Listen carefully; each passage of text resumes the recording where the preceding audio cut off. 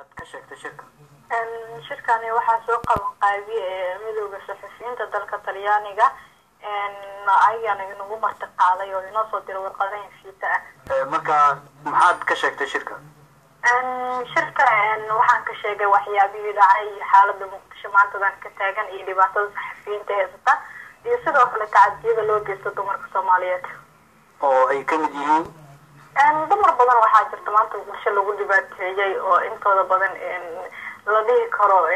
xarumaha dawladda ayaa dhibaato u geystay oo askarta dawladda ha ahaato ama shakhsiyaad kale oo ka tirsan dawladda ha ahaadaan. sidee loo arkay marka dabcan sidaan qiyaasay waad ka sheekaysay dhibkii adiga kugu dhacay adigoo sheegtay hore u sheegay in lagu kufsaday haddana in lagu xiray sidee dadku u arkeen arrintaas? hadda dadka meesha kasoo qaybgalay waxyaabihii horta ani ahaan qaasatan ii soo gaaray intooda badan waxyaaba lagu xumaado way tahay qof walba oo tan damiir leh waa uu ka xumaanaya marka ayagana dadkaas ayay la mid ahaayeen oo way ka xumaadeen waxyaabihii aniga igu dhacay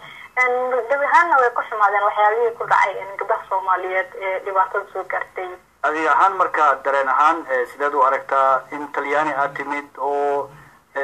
suxufiyiintii Talyaaniga iyo dad kaleba ay dhageysteen dhibka aad sheeganayso lagu gaarsiiyay labada jeer dhibaatada kugu dhacday?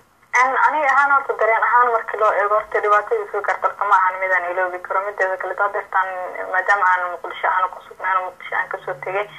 midowga saxafiyiinta inta inagu casuumen waa hadda hadiyeen iska ayo isaga faraxsanahay xaaladda marxaladda aan ku maxaa yeelay Muqdisho iyo haatan inta farqi ayaa u dhaxayn karo.